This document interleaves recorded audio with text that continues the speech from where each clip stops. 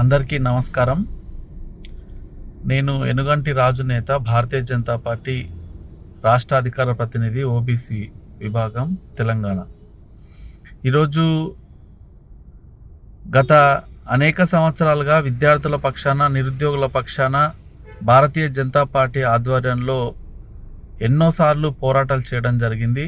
అందులో భాగంగా 2021 సంవత్సరంలో నిరుద్యోగులకు ఉద్యోగాలు, జాబ్ నోటిఫికేషన్లు వేయమని గత టీఆర్ఎస్ ప్రభుత్వం మీద పోరాటం చేస్తున్న క్రమంలో అప్పటి మాజీ మంత్రి, అప్పుడు మంత్రిగా ఉన్నటువంటి నిరంజన్ రెడ్డి గారు, నిరుద్యోగులకు ఉద్యోగాలు ఇవ్వలేము, వాళ్ళను హమాలి పని చేసుకోండి, మార్కెట్లలో కూలీ పనులు చేసుకోండి అని కించపరిచేలా మాట్లాడినందుకు దాని మీద పెద్ద ఎత్తున సికింద్రాబాద్ యువమోర్చా ఆధ్వర్యంలో గతంలో పోరాటం చేయడం జరిగింది.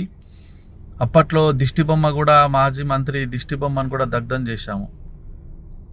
అప్పుడు మమ్మల్ని కేసుల పేరిట భయపెట్టి జైలుకు పంపిన టీఆర్ఎస్ ప్రభుత్వం ఇప్పుడు మళ్ళీ ఆ కేసులనన్నీ కూడా తిరగదోడుతూ మళ్ళీ భయభ్రాంతులకు గురి చేస్తుంది, మమ్మల్ని మళ్ళీ జైలుకు పంపాలనేటువంటి ప్రయత్నం చేస్తుంది. కాంగ్రెస్ ప్రభుత్వం కూడా పాత కేసులనన్నీ తోడుతుంది. అందులో భాగంగా ఈరోజు పేషీకి మేము సికింద్రాబాద్ కోర్టుకు వస్తే మా మీద ఉన్నటువంటి కేసుల మీద జైలుకు పంపే క్రమంగా వారెంట్లు ఇష్యూ చేయాలనేటువంటి ప్రయత్నం చేపిస్తుంది. ఇది మంచి పద్ధతి కాదు.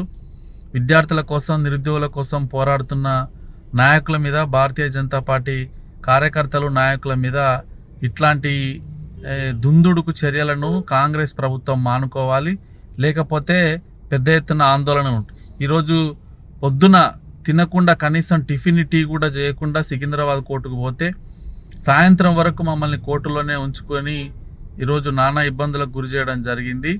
కాబట్టి ఎన్ని ఇబ్బందులకు గురి చేసినా, ఏం చేసినా కానీ పోరాటం అనేది ఆగదు. 100% భవిష్యత్తులో కూడా భారతీయ జనతా పార్టీ ఆధ్వర్యంలో విద్యార్థుల పక్షాన, నిరుద్యోగుల పక్షాన తప్పకుండా ఈ ప్రభుత్వం మీద పోరాటం ఉంటుందని తెలియజేస్తున్నాం.